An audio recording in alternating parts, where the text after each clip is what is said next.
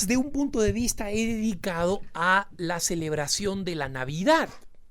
Porque como saben ustedes, la Navidad se celebra el 25 de diciembre. Y esta no fue la fecha en que, según nosotros sabemos, realmente aconteció el nacimiento de Jesucristo. Existen varias teorías basadas en la astronomía. Ojo, astronomía, no astrología, esa cosa que hacen los estafadores o los seguidores de Satanás. No, la astronomía, es decir, el estudio de los astros y las fechas. Y algunos dicen que Jesucristo habría nacido más bien en marzo, otros que en abril, ¿no? En realidad son teorías, unas con un poco más de fuerza que otras, pero a la iglesia no le interesa. Y no le interesa, ¿por qué? Porque se decidió establecer el 25 de diciembre, que era para el Imperio Romano una fiesta pagana no muy importante, no crean que era muy importante. Era una fiesta pagana que celebraba, ¿qué cosa sucede? El Solem Invictum, es decir, el sol victorioso, el sol invicto. ¿Por qué? Porque como saben ustedes, el 21 de diciembre en el hemisferio norte, donde estaba el Imperio Romano, el 21 de diciembre es el día más corto del año. Y en el mundo pagano existía el temor de que el hecho de que el sol se fuera ocultando cada vez más temprano augurara un momento en que el sol iba a seguirse ocultando hasta el momento en que el día, que era fundamental, el calor del sol, que era fundamental para poder sobrevivir, para poder cocinar, para poder cultivar, para poder en última instancia llevar una vida común, iba a reducirse a nada, iba a desaparecer. Entonces, después del 21, visto que el 22 se volvía un poquito más largo, el 23 más largo, el 24 más largo, el 25 ya de alguna manera se tomaba como garantizado que el sol volvía victorioso. De ahí Solem Invictus, ¿no? El sol victorioso. Y se celebraba esta fiesta que, como digo, no era una gran fiesta en el Imperio Romano, pero una fiesta importante. Entonces, algunas denominaciones protestantes fundamentalistas, porque la mayoría de los cristianos, luteranos, anglicanos, presbiterianos, bautistas, siguen celebrando el 25 de diciembre como la Navidad y el 24 como la Nochebuena. Pero no falta la secta siempre más radical que la otra, el loquito más loquito que el otro loquito que leyó la Biblia como se le daba la gana, ¿no? Y entonces, ¿qué cosa dicen y de qué cosas nos acusan? Los católicos son paganos porque establecieron el nacimiento de Jesucristo en una fiesta pagana. No, hermanito, no entendiste nada.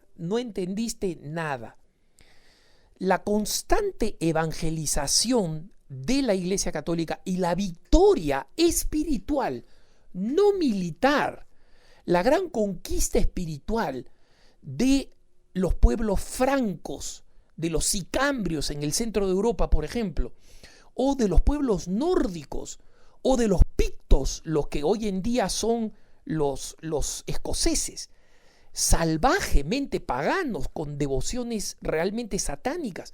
La victoria sobre ellos, o los irlandeses, por ejemplo, no fueron victorias militares, no fueron imposiciones de la cruz con la fuerza de la espada. No. Eso que dicen que sucedió en América Latina no sucedió en Europa.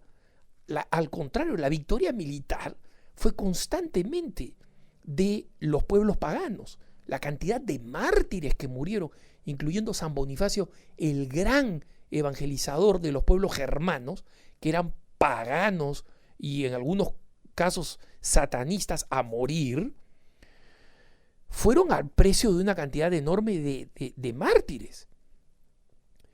Entonces, ¿cuál fue la técnica utilizada por la Iglesia?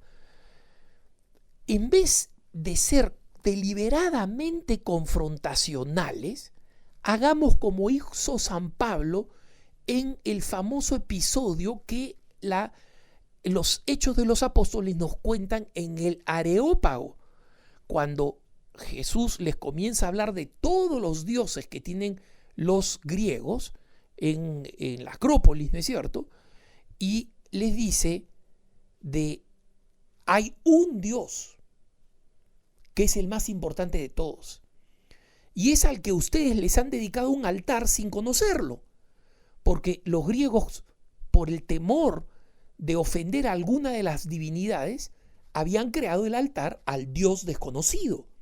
Y San Pablo astutamente dice, este Dios desconocido es el verdadero Dios, su nombre es Jesucristo, se encarnó, vino para salvarnos. Es decir, utilizó lo que la Iglesia siempre ha llamado las semillas del verbo, esas porcioncitas, esos gérmenes de verbo, de evangelización, que fueron utilizados como punto de partida para la evangelización. ¿Cuál es el origen, por ejemplo, del árbol de Navidad? El árbol de Navidad es un símbolo cristiano. El mismo San Bonifacio, evangelizador de los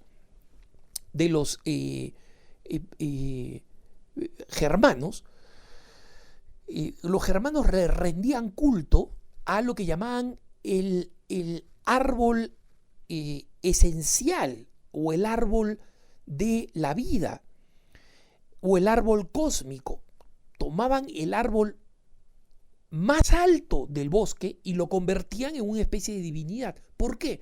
Porque decían, este árbol une el averno, es decir, las raíces se hunden pues en el abismo,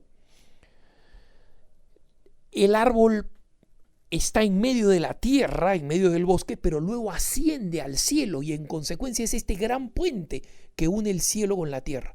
¿Qué hicieron los misioneros evangelizadores? Talar estos árboles, tirárselos abajo y decirles, paganos, idiotas, necios. No, les dijeron, es verdad, pero este árbol no es una divinidad, es un símbolo. Y efectivamente hay un puente entre el cielo y la tierra. Y ese puente se llama Jesús, que descendió. Y este árbol es un símbolo de él. Y por eso, cuando venga la fiesta en que celebremos a Jesús, lo vamos a decorar para recordar este puente entre el cielo y la tierra que es Jesús. ¿Se dan cuenta?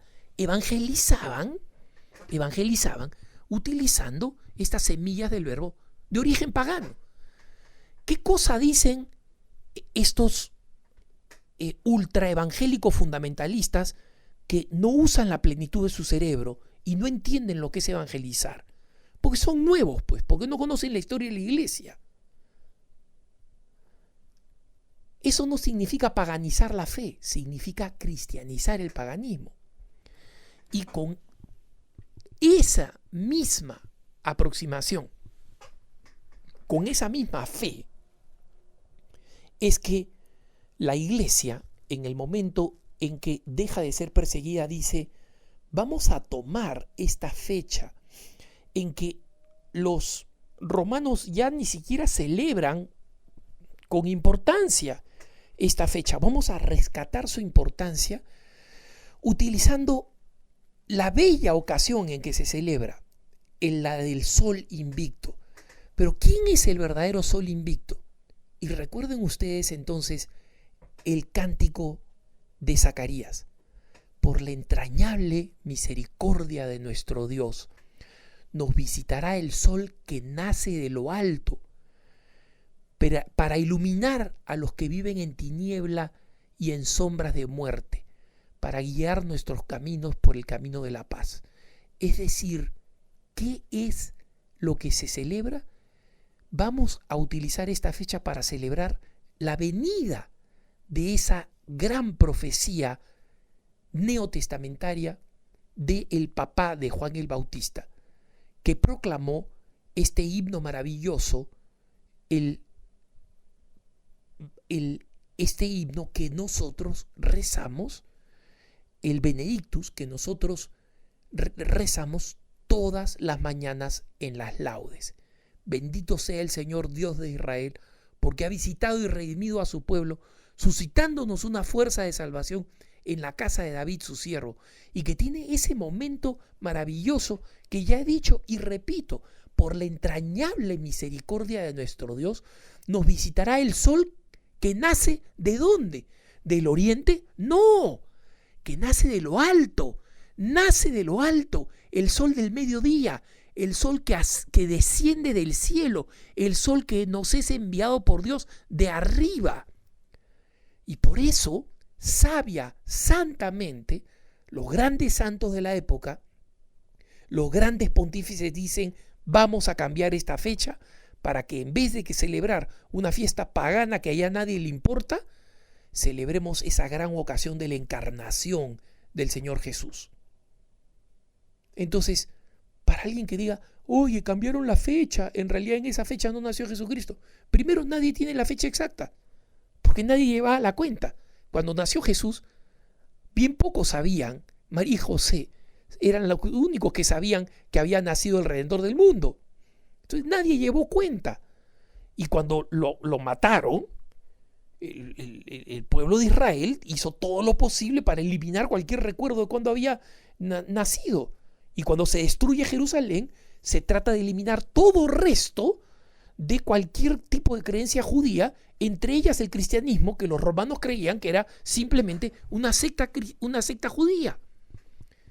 En consecuencia, la Navidad pues es un signo más de la brillantez de la evangelización temprana y de el gran sentido humano que no es sino coherente con el hecho de que así como Jesús mismo se hizo hombre, el cristianismo también se hizo historia. Que tengas un buen día.